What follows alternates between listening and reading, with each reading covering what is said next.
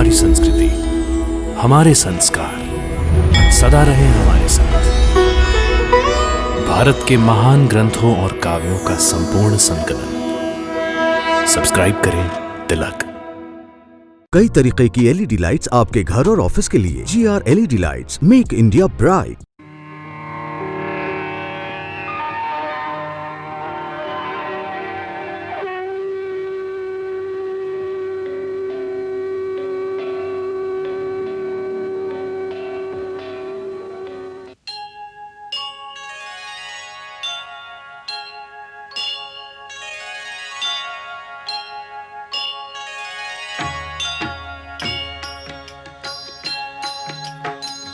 सीताराम चरित अति पावन, मधुर सरस अरु अति मन भावन।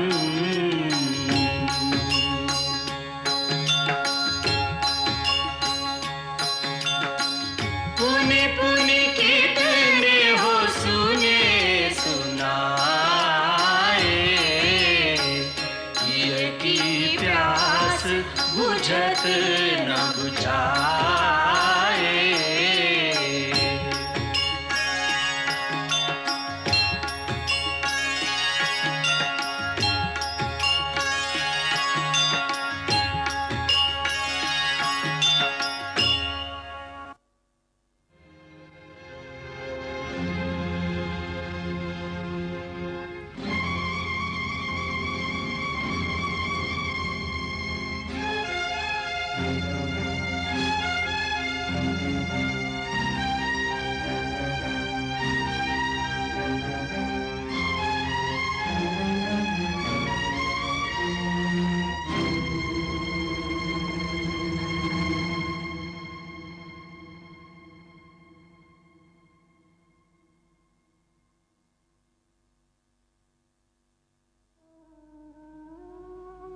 नाथ, समस्त गुरुजन आपको समझा रहे हैं। आपके नाना जी, आपके श्वशुर, आपकी माता, सभी ने एक ही बात कही है कि सीता को लौटा कर राम की शरण में चला जाऊं। यदि यही बात तुम भी कहने वाली हो तो हमारा उत्तर भी सुन लो। ये नहीं हो सकता, नहीं हो सकता, कदापि नहीं हो सकता। रावण सीता को अपनी रानी बनाएगा, उसे लौटाएगा नहीं। परंतु सीता मानेगी तब ना। मानना ही पड़ेगा। रावण की इच्छा का विरोध करना देवी देवताओं के लिए भी संभव नहीं, तो बेचारी सीता क्या है? महाबली, आप चर अचर, देव, दानव, मानव, यम, कुबेर, दिक्पाल, यहाँ तक कि साक्षात काल को भी अपने भुजबल से जीत सकते हैं, परंतु एक सती सतवंती नारी के मन को नहीं जीत सकते। स्त्री का हृदय तो दया, ममता और स्नेह का अगाध सागर है। स्त्री प्रेम में पंखुड़ी के समान कोमल है, परंतु अपने सत्य धर्म के पालन में वो हिमालय से भी अधिक अविचल है। पर्वत तो भूचाल से दहल भी सकते हैं, परंतु स्त्री का हृदय बड़े से बड़े प्रलोभन और भीषण से भीषण भय से भी अपने धर्म से कण भर भी विचलित नहीं होता। तो रावण भी जो निश्चय कर लेता है, उससे कण तो क्या, अणु भर भी पीछे नहीं हटता। सीता या तो रावण के वनवास में रहेगी या यही उसकी चिता जलेगी। प्राणनाथ, ये दुराग्रह करने का अवसर नहीं है। अंगद केवल एक ही रात का समय दे गया है। ये अंतिम निर्णय की रात है। यदि ये रात्रि संधि के बिना बीत गई तो लंका केवल इतिहास के पन्नों पर ही लिखी रह जाएगी। यदि आप चाहें तो इतिहास और काल के धारे को मृत्यु से जीवन की ओर मोड़ सकते हैं। राक्षस जाति की आने वाली पीढ़ियां आपकी ऋणी रहेंगी। मित्रता और संधि के लिए आगे बढ़े हुए राम के हाथ को स्वीकार कर लीजिए नाथ। महारानी मंदोदरी, इन सब बूढ़े कायरों ने मिलकर तुम्हारी मति भ्रमित कर दी है। उनके डराने से भयभीत होकर भावावेश में आकर आप क्या कह रही है ये नहीं जानती। आप एक तुच्छ वनवासी नर के चरणों में शीश झुकाकर उनसे क्षमा मांगने को कह रही हैं। रावण को, उस रावण को जो तीनों लोगों का विजेता है, उस रावण को जिसमें धरती तो क्या, शिव समेत कैलाश पर्वत को गेंद की भांति उठाने की शक्ति है, उस रावण को जो दरबार में नवग्रहों को अपने सामने खड़ा रखता है, उस रावण को एक तुच्छ नर के सामने गिड़गिड़ाने को कह रही हैं? नहीं, मैं उस रावण को कह रही हूँ जो उस रेखा को भी पार न कर सका, जो उस तुच्छ वनवासी नर के छोटे भाई ने अपने धनुष से धरती पर खींच दी थी। हाँ, मैं उसी रावण से कह रही हूँ कि इतना अहंकार अच्छा नहीं होता। मंदोदरी! हाँ स्वामी, यदि इस समय मैं आपकी आंखों पर बंधी हुई अहंकार की पट्टी खोलकर आपको वास्तविक सत्य के दर्शन न करा दूं, तो मैं अपने कर्तव्य पालन से वंचित रह जाऊंगी। क्योंकि हर पत्नी का ये धर्म है कि कुमार्ग पर भटके हुए पति को सत्य की राह पर ले आए, जैसे कि हर अच्छे मित्र का कर्तव्य है कि वो अपने मित्र से गाली सुनकर भी उसे कुमार्ग से बचा कर ले जाए। ऐसा ही पत्नी का भी धर्म है। पत्नी से बड़ा मित्र और कोई नहीं होता नाथ। हम मित्र समझकर ही तुम्हारे पास आए थे कि हमारे थके हुए मन को थोड़ी शांति मिल जाए, परंतु तुम भी हमें प्रवचन सुनाने लगे। मैं विवश हूँ स्वामी। मेरा एक पत्नी का रूप है तो मेरा एक माँ का भी रूप है। पत्नी और माँ, ये दोनों रूप मुझे इस समय विवश कर रहे हैं कि अपने पति और पुत्रों की सुरक्षा के लिए, उनके प्राणों को एक अनावश्यक युद्ध से बचाने के लिए मैं उस राजा से भिड़ जाऊं जो अपने अहंकार के मद में सारी प्रजा को युद्ध की आग में झोंकने जा रहा है। महारानी मंदोदरी, जिसे तुम अहंकार का मद कहती हो, वह आत्मसम्मान की भावना है। एक कायर पुरुष की पत्नी होने से एक वीर पुरुष की विधवा होने में अधिक सम्मान है। जो भिखारियों से भीख मांगता फिरे, ऐसे पति के जीवित रहने से क्या लाभ? तुम उस पर कभी मान नहीं कर सकोगी। प्राणनाथ, आप ये क्यों नहीं समझते कि जिन्हें आप बार बार वनवासी और भिखारी कह रहे हैं, वो स्वयं जगन्नाथ हैं। वे कोई साधारण मानव नहीं हैं, सर्वशक्तिमान साक्षात विष्णु हैं। विष्णु! विष्णु! जगन्नाथ विष्णु! सब इसी भ्रम में भूले, कपोल कल्पना में भरमाए हुए हैं। नहीं नाथ, ये भ्रम नहीं, सत्य है। वो स्वयं विश्व नियंता चराचरपति श्रीमन नारायण ही हैं, जिनके विराट स्वरूप में अखिल ब्रह्मांड समाया है। ब्रह्मलोक जिनका शीश, पाताल जिनके चरण, सूर्य चंद्र जिनके नेत्र, मेघ मंडल जिनके काले केश हैं, भयंकर काल जिनके भ्रकुटी संचालन से गतिमान होता है, वेद जिनकी वाणी, शिव जिनका अहंकार, ब्रह्मा जिनकी बुद्धि है, उत्पत्ति, पालन तथा प्रलय जिनकी चेष्टा है, उन्हीं चराचर पति ने राम नाम धारण करके नर रूप लिया है। आप उन्हें क्यों नहीं पहचानते नाथ? तुम्हारे इस वर्णन से हम भयभीत नहीं हुए, हमारा उत्साह दुगना हो गया। यदि वह विष्णु भी है तो आज वो भी ब्रह्मा और शिव की भांति रावण की शक्ति को देख ले तो उसके लिए अच्छा ही है। ऐसा लगता है कि काल के वश में होने के कारण आपके हृदय में ज्ञान उत्पन्न ही नहीं होता। स्वामी, काल किसी को लाठी लेकर नहीं मारता, वो प्राणी के धर्म, बल, बुद्धि और विचार को हर लेता है और फिर ऐसे प्राणी को आपकी ही भांति भ्रम हो जाता है। आपके पुत्र मारे गए, नगर जल गया, अब भी अपनी भूल का सुधार कर लीजिए।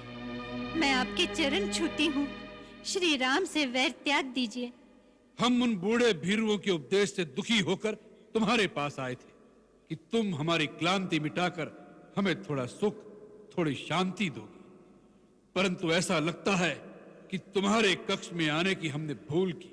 सकल जतन करके भई मंदोदरी हताश, दंभी को दिखे नहीं, कंठ काल को पाश, अति भयभीत अमंगल सो पति की करनी पर पछतावे। इष्ट को कोई अनिष्ट न होए, सो मन ही मन निज इष्ट मनावे। मूढ़ भया 10 मूढ़न वारो, कहे ताहि मूढ़ के जो समझावे। जान की लेवा ले आयो रे जानकी, रावण को अब कौन बचावे। हाँ पुत्री, सबने उसे बहुत समझाया है, परंतु वो पापी तुम्हें छोड़ने की बात सुनना भी नहीं चाहता। उसके नाना माल्यवान ने, उसकी माँ कैकसी ने और उसके श्वशुर दानवराज मय ने उसे बहुत समझाया है कि एक स्त्री के लिए लंका का विनाश हो जाएगा। वो सबकी बातें सुनता है, परंतु जब कोई तुम्हें छोड़ देने की बातें करता है तो वो भभक उठता है। तुम्हारे पति श्री राम ने एक शांति दूत भेजकर उसे एक अंतिम अवसर भी दिया, परंतु ऐसा लगता है पुत्री कि अब युद्ध के बिना तेरी मुक्ति नहीं हो सकती।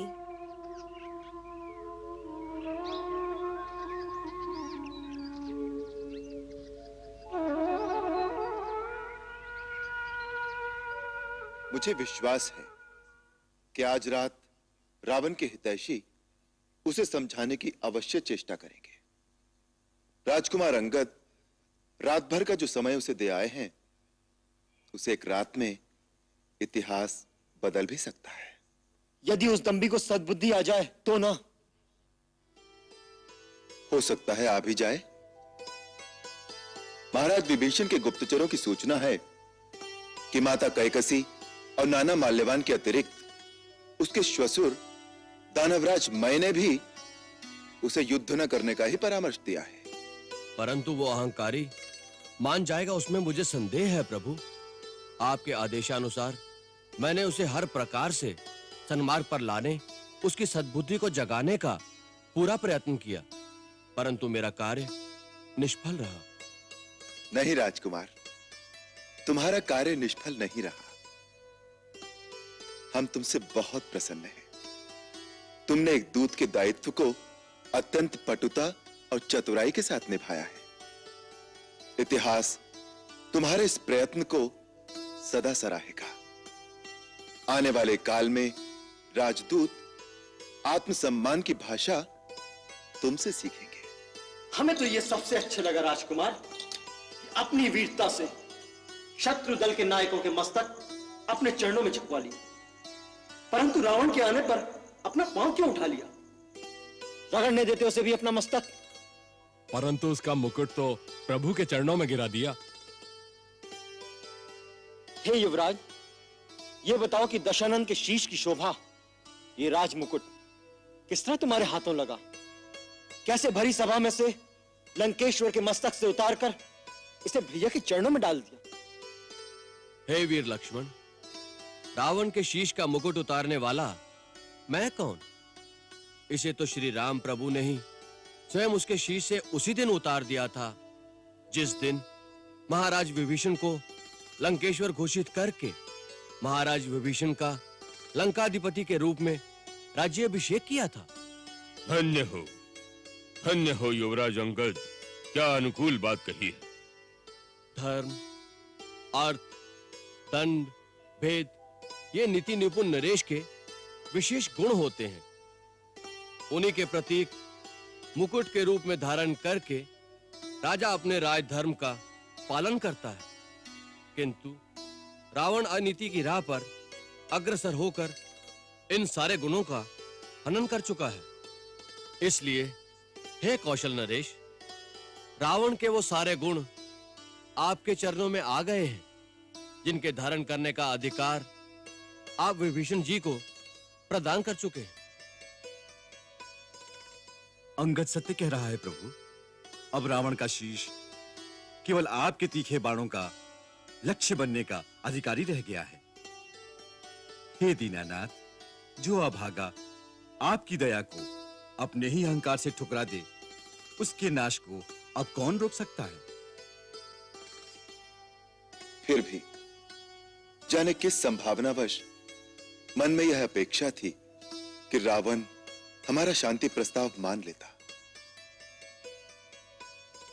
कभी कभी ऐसा लगता है कि किसी जन्म में वो हमारा परम सेवक रहा है, तभी हमारे अंतःकरण में उसकी भूल को क्षमा करने की प्रेरणा होती है।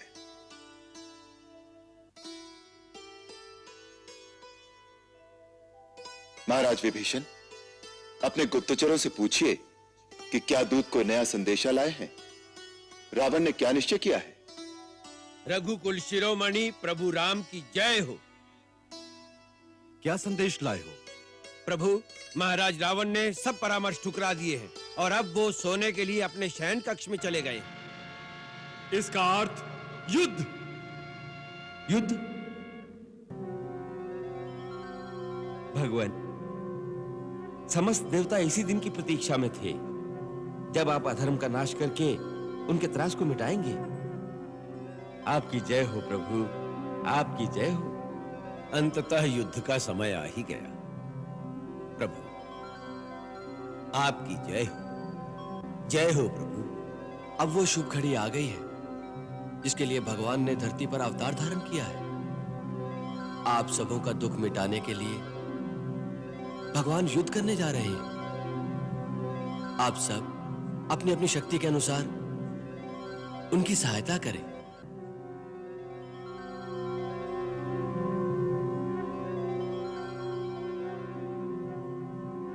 वो समय आ गया है। हर युग में जब जब अधर्म और पाप की शक्तियां इतनी बढ़ जाती हैं कि संसार से न्याय, धर्म और नीति का लोप हो जाता है, उस समय धर्म की पुनर्स्थापना के लिए भगवत शक्तियों को अवतरित होकर पाप शक्तियों से युद्ध करना पड़ता है। आज वही ऐतिहासिक क्षण आ गया है। इस समय संसार की समस्त आध्यात्मिक शक्तियों को अपना अपना योगदान देने के लिए धर्म की सेना का साथ देना चाहिए। अतः आज से हम मानसिक दृष्टि से युद्ध भूमि का निरीक्षण करते रहेंगे। हमारा एकांत भंग न किया जाए।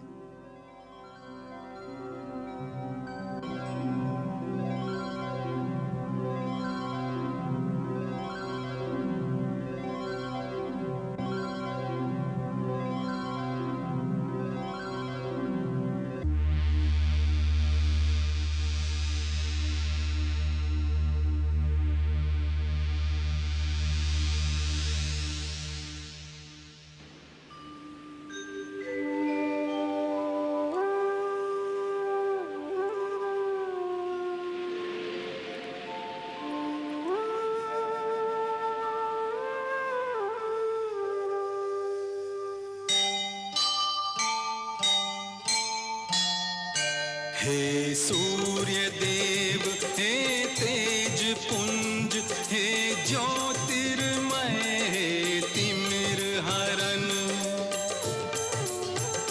हे कमल विकासन, सर्वोच्चासन, रोग भीति दुख दूर करन,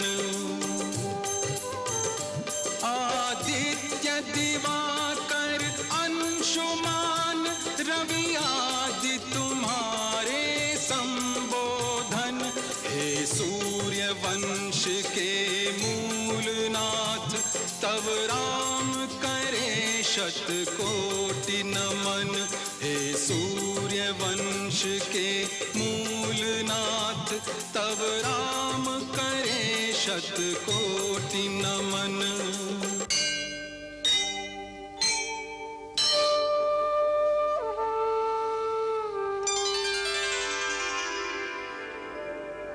ॐ जवाकुसुम संकाशं कास्यपेयं महाद्वितीम्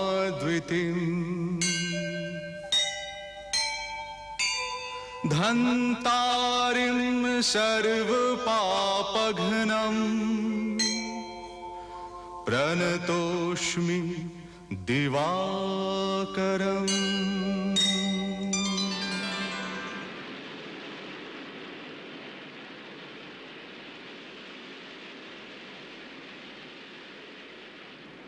हे भगवान भास्कर, मुझे आशीर्वाद दीजिए कि रणभूमि में आपका ये राम आपके सूर्यवंश की मन करता हुआ विजयी हो। उसका जीना या मरना दोनों रघुकुल के गौरव की वृद्धि का कारण।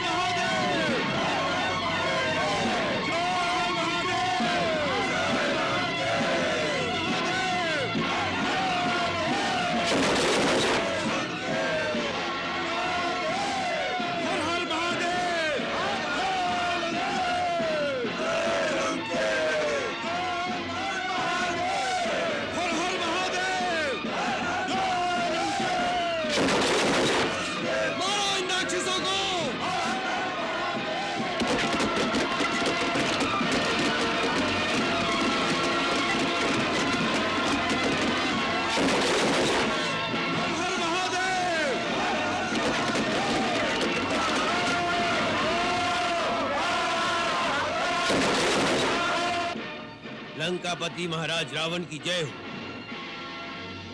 लंकेश्वर की जय हो। महाराज, राम की सेना ने चारों द्वारों को घेर लिया है और बाहर से ही मुख्य द्वारों और प्राचीरों को बहुत भारी क्षति पहुंचाई है। महाराज, उन्होंने कई सुरक्षा चौकियों को विध्वंस कर दिया है। उनके द्वारा आकाश मार्ग से फेंकी हुई शिलाओं से नगर के भीतर भी बहुत हानि हुई है। महाराज, नगर के अंदर तो भगदड़ मची हुई है।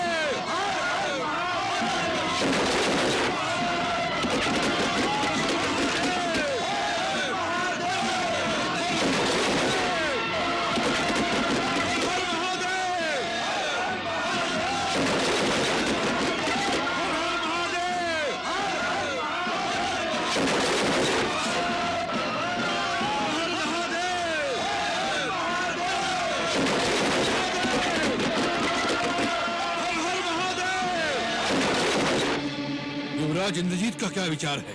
उनका विचार है कि हमें अपने द्वार खोलकर तुरंत शत्रु पर आक्रमण कर देना चाहिए। ठीक है, सबसे पहले पश्चिमी द्वार खोलकर शत्रुओं पर धावा बोल दो। जब शत्रु सेना बचाव के लिए मुड़कर सामना करे, तब पूरब का द्वार खोलकर प्रहस्त शत्रुओं पर टूट पड़े। महाराज, युवराज इंद्रजीत की भी यही योजना है। जाओ, अचानक धावा बोल दो।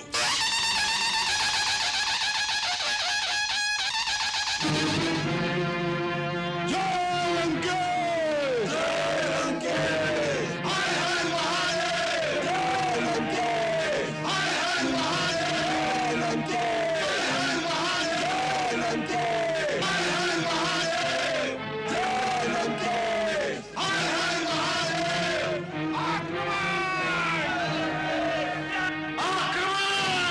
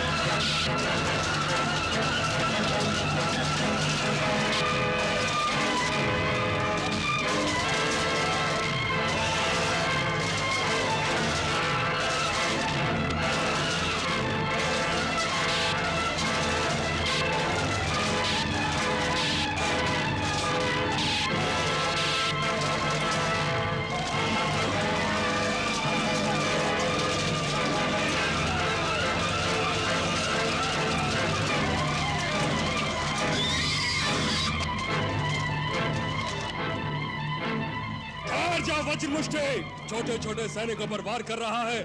निर्लज, उसके सामने आ, जिसकी गदा के एक वार से वज्र भी चूर चूर होकर धूल हो जाता है। स्वयं महाराज सुग्रीव, अच्छा हुआ आप आए। पहले दिन ही एक बड़ा मोती हाथ लगा। सुग्रीव, वज्रमुष्टि के प्रहार से यह मस्तक कंधे पर नहीं रहेगा। दुष्ट, नीचे उतर। सुग्रीव ग्रीवहीन हो जाएगा। बढ़ बढ़ कर बातें मत कर। युद्ध कर, युद्ध। वज्रमुष्टि के मुष्टि प्रहार को इंद्र का वज्र भी सहन नहीं कर सका। संभाल सुग्रीव की गदा का प्रहार।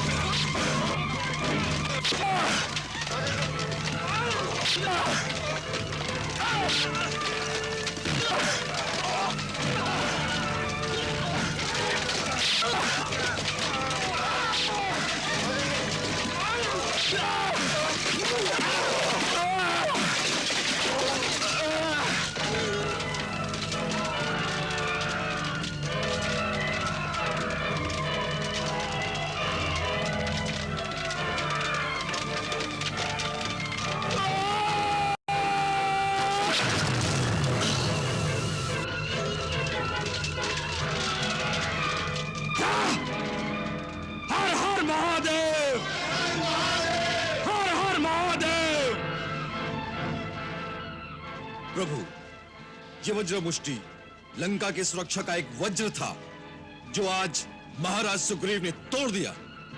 एक वज्र तो क्या, बड़े बड़े शिखर ढह जाएंगे लंका के। लक्ष्मण, ये तो एक छोटा सा तारा टूटा है। अभी तो बड़े बड़े धूमकेतु भरे पड़े हैं लंका के आकाश में। भैया, समय आने दीजिए। आपके श्री चरणों के प्रताप से लंका के आकाश में केवल रघुवंश का सूर्य ही चमकता रह जाएगा और ये सारे धूमकेतु उसके प्रकाश में विलीन हो जाएंगे।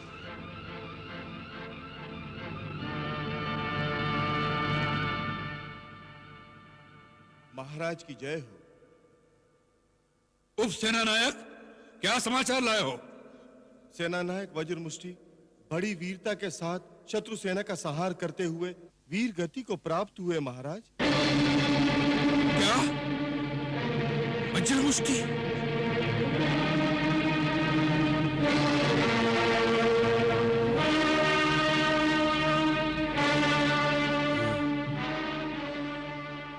मंगल भवन अमंगल हारी, प्रभु सुदशरथ अजिर बिहारी।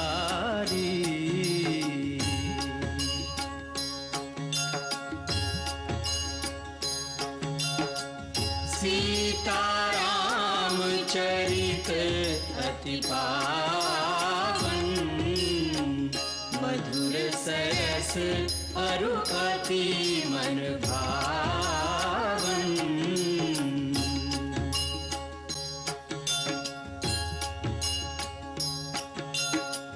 पुनि पुनि कितने हो सुने सुनाए, किया की प्यास बुझत न बुझ